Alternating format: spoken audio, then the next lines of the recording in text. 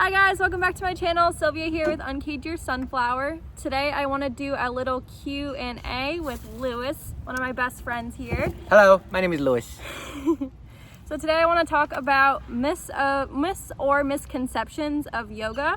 I think it would be a really great topic to discuss because I know all of you often have these misconceptions about yoga if you've never practiced before, and I think it's a great way to bridge that confusion and also just kind of teach you guys a little bit about what these misconceptions are and how I can help you get on the mat and not believe them.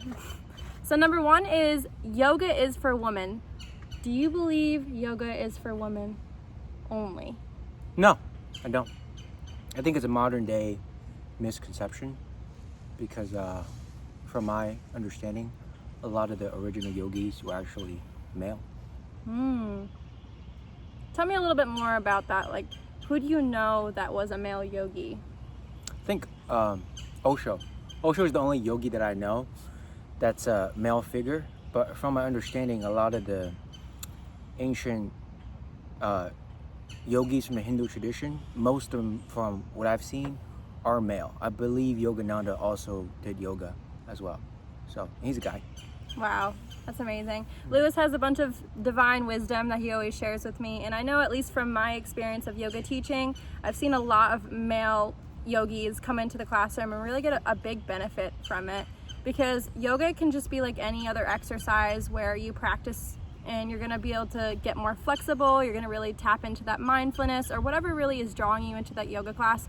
You're going to be able to get the same benefit as a woman, and honestly, I believe yoga is for everyone. Every single person, including animals, can benefit from yoga, and I want everyone to give it a shot because you'll be surprised on how it can help you. Amen. All right, so number two, yoga is not challenging. Do you think yoga is not challenging? I think yoga can definitely be challenging. Especially the deeper I get into my yoga journey. And what I've noticed from people that have been practicing yoga a lot, especially males in the modern world, a lot of us tend to put too much emphasis on whether or not we can do a certain pose and how flexible we are, or whether we can keep up with the pace of the teacher, versus like after doing yoga on and off since my early 20s, I noticed syncing my breathing during the asanas is still a challenge. For sure. Because it's something that, even though like yoga teacher did have instructions in class when I, went to class in my earlier phases, but it's not something that was like emphasized. Yeah. So I feel like that's something that's missing in a lot of yoga classes and a lot of traditional modern classroom, but I've noticed it's starting to change though. Yeah, for sure. Yeah. And breath work is really important, honestly, because if you're tying that breath with every movement, you're really going to be able to open up those chakras better because you're increasing that energy flow throughout your body and your mind, and you're going to notice this lightness that you start to feel throughout that mind and body, that when you step out of that yoga class, you start to literally feel lighter because that energy is flowing more fluidly through your body. And a lot of the times, like Lewis was saying, breath work can be so challenging because throughout the day, sometimes we don't realize that we're not breathing. And we have to stop and we have to take a quick breath. And honestly, it's super important for us to take a step back and breathe into our diaphragm, which is deep into our belly. And this allows us to take a full deep breath.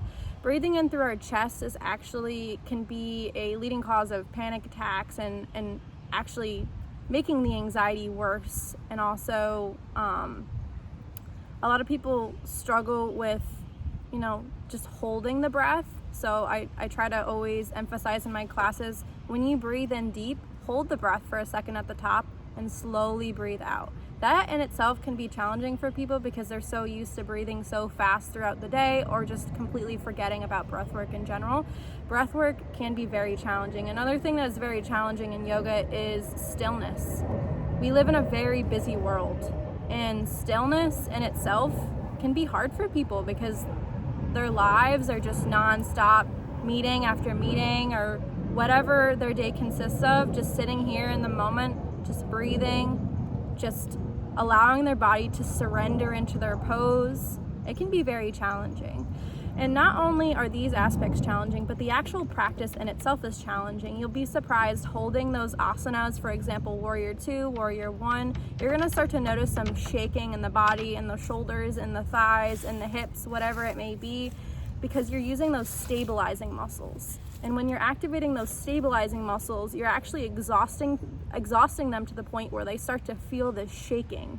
And that's working that muscle a little bit harder than you would in any other exercise. So I have actually worked with a couple professional football players, and they have stepped into my yoga class and they've been surprised. They're like, wow, this is really hard. And I'm noticing that a lot of professional athletes are now incorporating yoga into their exercise routine. So not only are they in the gym strength training, but they're starting to incorporate yoga because they're realizing that benefit. So yeah, yoga can be challenging in a lot of different ways. And also there's so many different styles. For me, power yoga is my specialty. I really like the strength, the power of those classes, the cardio base, but that can be challenging for someone versus restorative is difficult for me. So I honestly think more of the slow paced classes, the more classes where you have to sit still and just sink really deep into these poses and let go, are more challenging for me. So depending on the person, that can also affect what you perceive as challenging throughout the class. Do you have anything else to add on to that?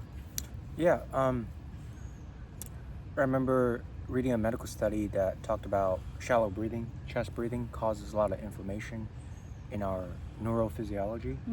That's something I constantly try to remind myself of, especially as people age. We get more inflammation in our organs, brains, and bones. So just deep breathing can be a very simple practice. That's because, breath is with us through our entire life, 24/7. When you're running, when you're sleeping, when you're doing yoga, we can live without water and food for a couple of days, but with breathing, I think 3-4 minutes and you're dead. Right. So a relationship with breath, especially as modern day lifestyle gets more and more hectic, is a crucial part of our holistic health, especially in yoga. And to piggyback on what you said about the NFL players who've been helping with yoga, I've read, I forgot what team, maybe the Denver Broncos, I saw like a month or two ago. They started having private breathwork instructor and yoga instructors for the professional sports teams. That's awesome. And to further relate to what you said, it's something that I and a couple of friends have expressed in yoga class, which is like the core of the class where we're moving, bending, twisting. I can keep up relatively easily. And I feel the just different micro, what kind of muscle is it called?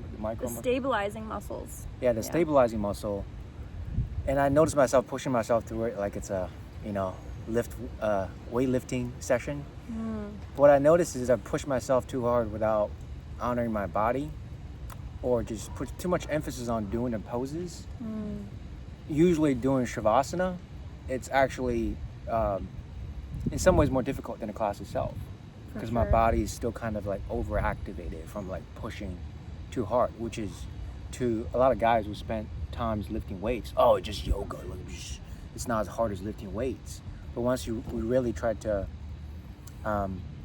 connect to our breath and just go with the flow and the sensations of our body, it can be a little bit tricky to master.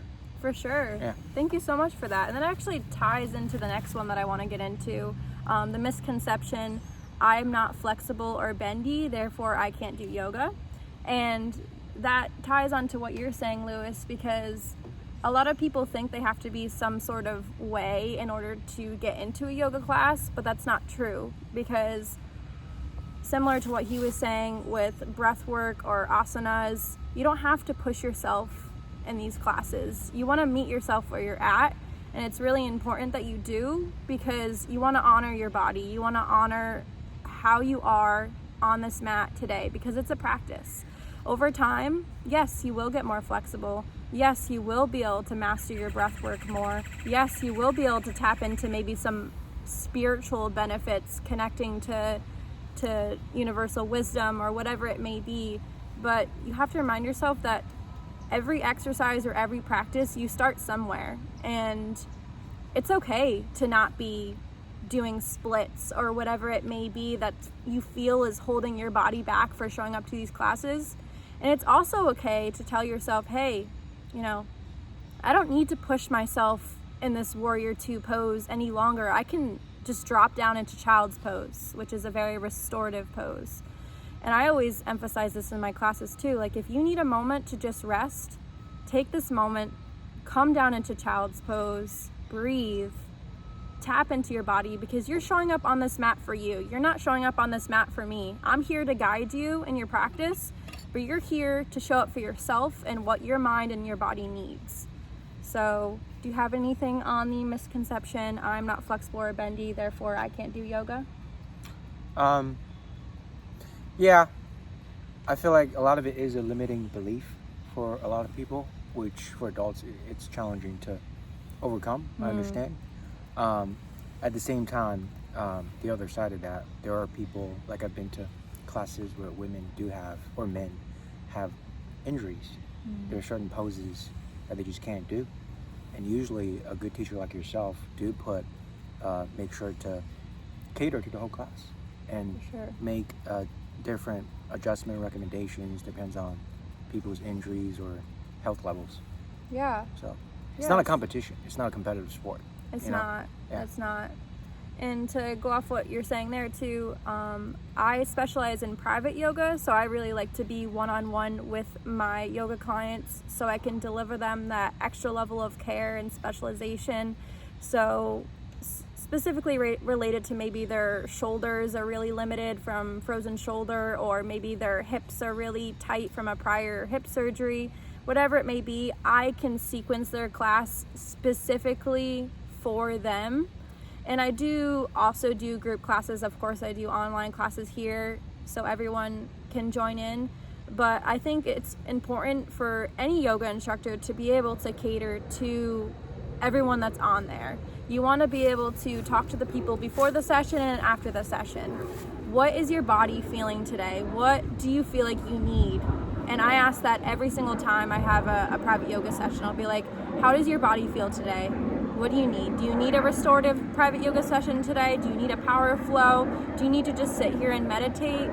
What is your body telling you? And I think that's so important for people to do, because if you show up to a group class and you do the sequence and you're like, wow, this really isn't for me, you got to ask yourself, what is your body needing? What do you feel like it's missing in this class? So I just wanted to mention that. And then the next one here is yoga is just stretching. So that is a very common misconception. Do you want to say anything on yoga is stretching? Yeah, I would say before I started yoga, I was doing a lot of static stretching. I would say it's definitely not just stretching, because it's more, I would say, what's it called? It's more similar to dynamic stretching, where you're moving as you're stretching.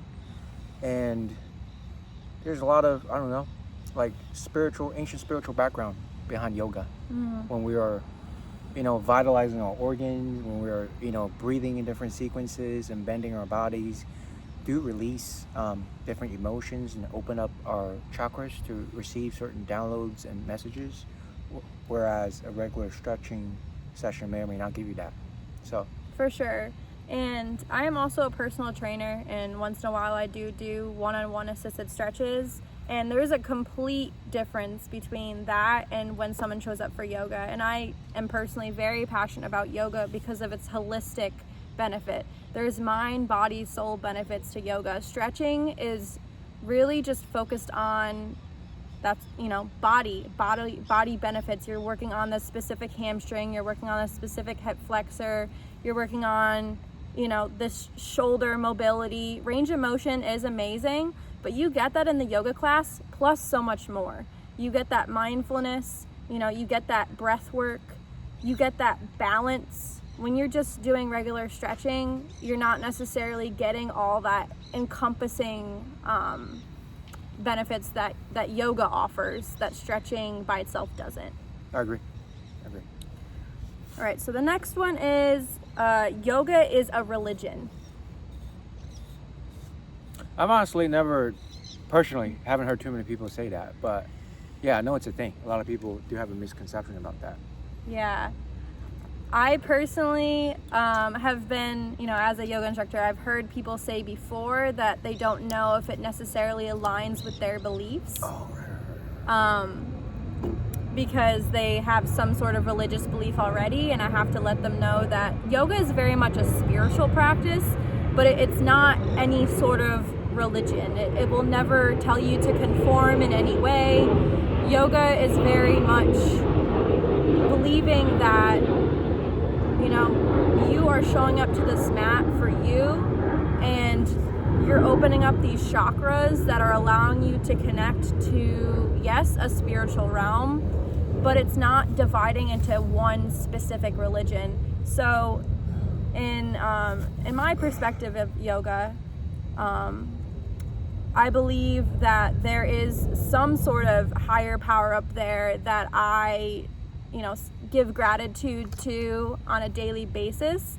And I don't think you ever have to feel that yoga conforms to any specific god or whatever it may be. Really, what yoga is trying to say is it's really good to carry some level of faith, right? Because faith can actually carry you in a lot of positive directions. When you have faith that there's something above us all that makes us feel like we're not alone in this world, we're able to take a second to just bring gratitude for the morning, bring gratitude for the evening, bring gratitude for our food, and just, do our spiritual practice of setting intentions and releasing those intentions up into the universe, up into whatever is up there. And it is supposed to really just comfort us in a way where we don't have to ever feel like we're alone, and that we're not completely in control of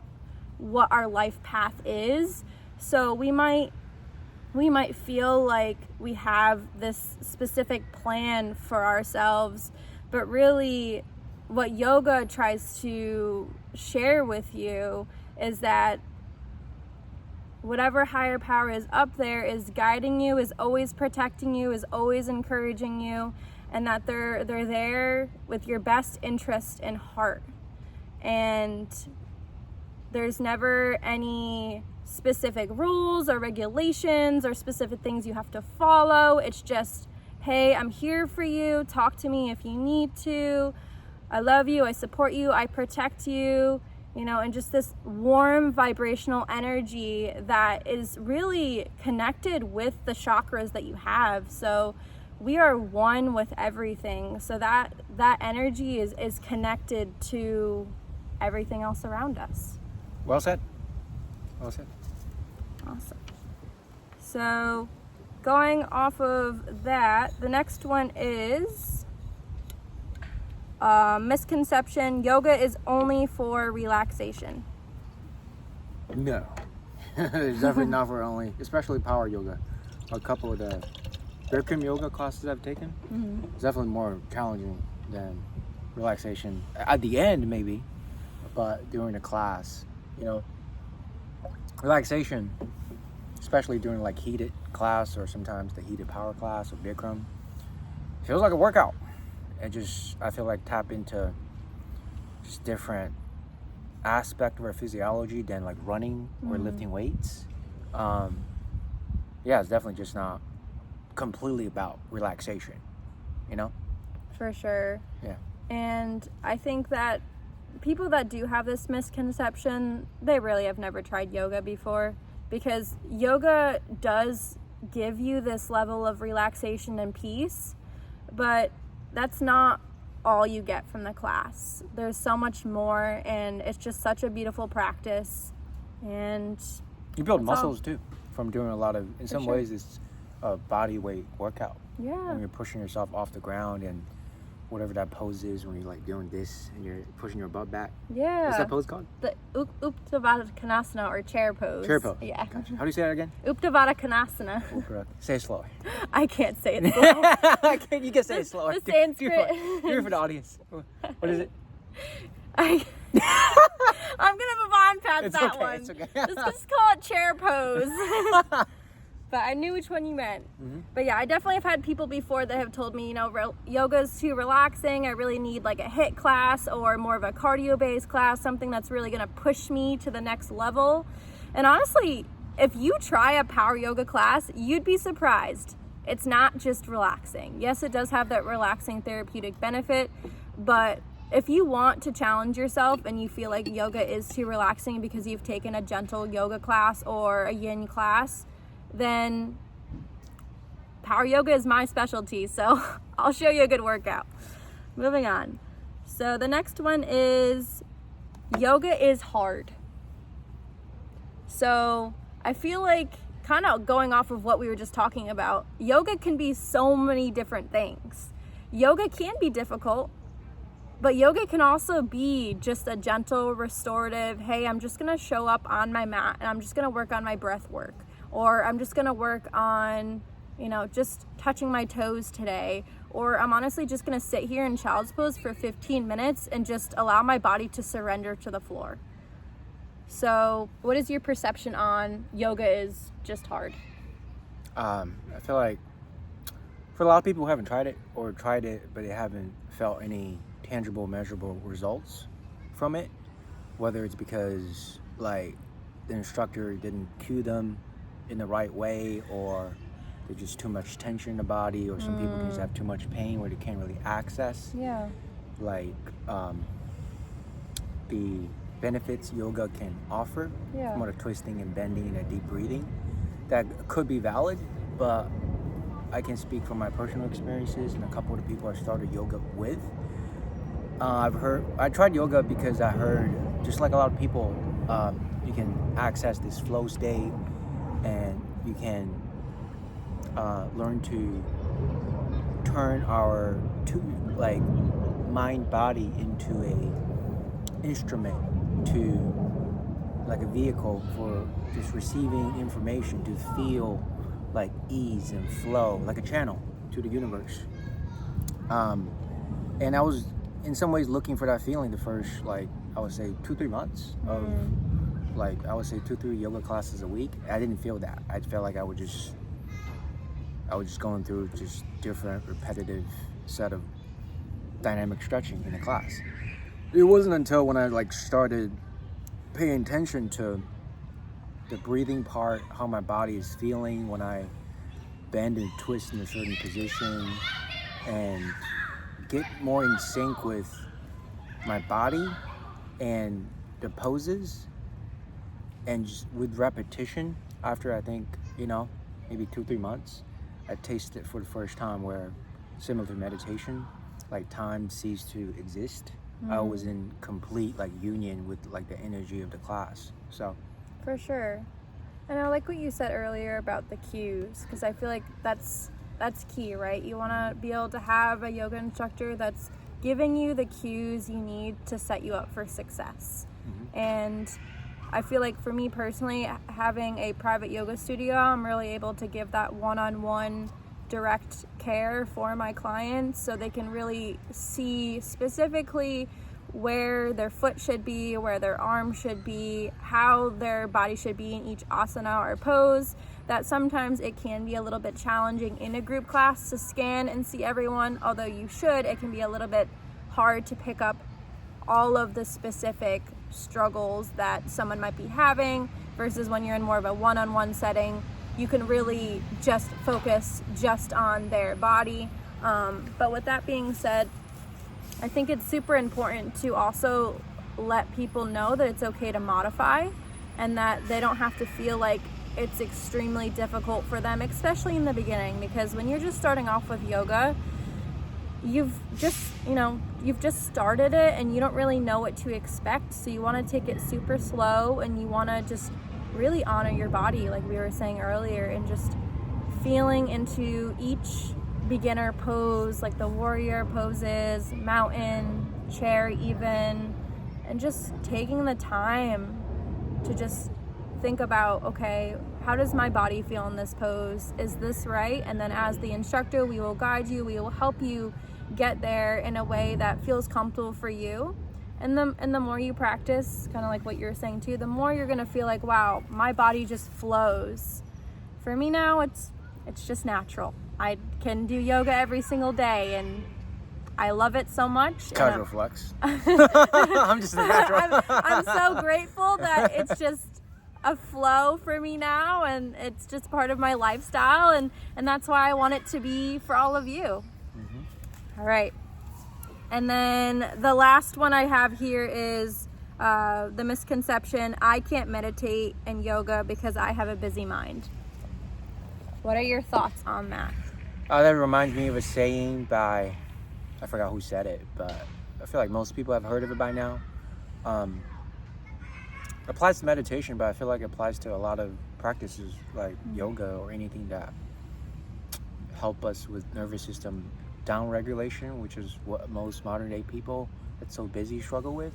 So how does it go?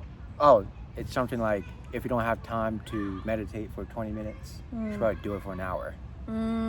So yeah, it's a lot of times, myself included, not everybody, I feel like, but for most people, whatever we don't want to do, it's probably what we should do the most. And for sure, to add to that, something you said about the last bulletin point made me want to share this. When I first started, I think, watching Kino yoga, a couple years ago when I was doing home yoga, just watching her video, and one thing she pointed out that I noticed in different yoga classes that I've been to is there's this pose where, because that's the first time I heard it, like your one leg is on the ground, the other one's behind, then you move your elbow on the ground. Okay. And the teacher says something like, move that leg or pick up that leg. And she said something like, no, you move that leg. Because a lot of time these challenging poses are difficult enough where people have to remind themselves to breathe. Right. And although the teacher have good intention or giving proper instructions like, now pick up that leg or move that leg, but sometimes it's not doable for a lot of people. I don't know what the proper cue is, but I feel like when I had a private class with you, you did a very wonderful job of tuning into when I started shaking a little bit, where the tension was at, which helped immensely. So I feel like that's where the benefit of private yoga could come in, because you get a lot more one-on-one attention catered to yourself. For sure. And kind of going off of that, relating a little bit back more to the meditation, I can't meditate because I have a busy mind. No one, has a completely empty mind. So I want you guys to think about that first, because we always have thoughts buzzing in our mind, and that's completely normal. So meditation is a practice just like yoga is, where you're sitting on that mat, and like he said, if you want to do 20 minutes and you can't do 20 minutes, you should probably do an hour. That's true, because honestly, the more you do it, the better your mind's gonna be able to handle just sitting there looking at that candle, or just focusing on your breath work and just allowing those thoughts to drift away like clouds in the sky. And just like I was saying earlier about how my favorite yoga class is power yoga, restorative or yin yoga is very challenging for me. That is something that I recognized when I first began yoga 12 years ago. I realized, wow, I can't meditate. That's what I thought myself. I had that limited belief in my third eye. I was like, wow, I can't meditate. I can't even sit here for 5 minutes. I just want to be, doing all these cardio poses and moving my body. And then I realized, I was like, wow, that means I need to learn to meditate now, because I needed to be able to slow my mind and take the time to just allow myself to surrender. Because like you were also saying, it's related to my nervous system. My nervous system was very dysregulated when I first started yoga. And yoga taught me how to regulate my nervous system. And once my nervous system started to become more regulated, I was able to sit in that meditation 5, 10, 20 minutes, whatever it may be. Over time, I started to grow, and I was able to start to really just let go. And there might still be times where your mind is very busy and your thoughts just come in like a wave crashing, and you're like, wow, today is one of those days where no matter what I do, I'm sitting here and I can't stop the thoughts from bombarding me. Take a second and just get out of your meditation, have a sip of water, practice some breath work, and then come back to the space. And try to really focus on the limiting belief can't, because honestly, that's usually the first step to believing that you can show up to that meditation class. Because if you're carrying that can't belief onto the mat with balance poses, with breath work, with handstands, then you're gonna hold yourself back because you're not trusting in your mind, you're not trusting in your body. And in yoga, it's really important to give yourself that trust, to say, hey, you can do this. You can sit here for 2 minutes. You can do that handstand. And over time, you'll start to develop that confidence, and your nervous system will start to get more regulated, and it'll get easier and easier. And when you have a good instructor, it'll be even easier. Do you have any last minute thoughts to finish off this questionnaire? Yeah, to piggyback on what you said about, I'm like paraphrasing one of my favorite gurus, Paul Chek. He said something along the lines of, I think the last 10 to 15 years, there's a spiritual evolution on the planet. A lot of things such as yoga, meditation, breath work have resurfaced because the modern world has a lot of too much excess yang energy. There is a lot of emphasis when you just look around. And tell them what yang is, because most people probably don't know what yang energy is. Yeah, masculine energy. Ideally, like the yin yang sign, one should be balanced, and the world would be balanced, but we don't live in a static utopian world. Things are constantly moving, which is why through practice like yoga, meditation, or any practice that allows us to calibrate our consciousness to be more balanced. So like, yeah, a lot of practice like yoga or meditation is a yin going inward practice to see how we're feeling when we are holding and pushing certain positions, and how what stuff is coming out when we're stretching and holding the psoas muscle. So, you know, you look around the world, we build rockets, we're trying to colonize Mars. A lot of people have big muscle, big cars, big house. In America, we have big sports, big military. But mental health issue across the board is, you know, it just keeps going up. And a lot of, from my understanding, like study a lot of like functional health, a lot of issues, modern day people's physical issues are due to too much pushing or productivity or ignoring sleep or ignoring the cries and the signs of our body, you know? Yes. So. It's so true. And I like how you talked about a little bit about the psoas, and how, for example, if you're in a pose, you really just tap into your body and what you're feeling in your body, and you're just imagining that release of that energy, because we do hold a lot in our body everywhere. Our shoulders, our belly, you name it, anywhere, your head, your toes, crown to root, we hold so much in our body. And this could be past trauma, it could be, you know, emotions, it could be whatever it may be. Through yoga, you can feel that energy lifting out and clearing out of your body. And it is really a yin practice, because you're really allowing yourself to restore, and you're bringing more of that feminine into the body.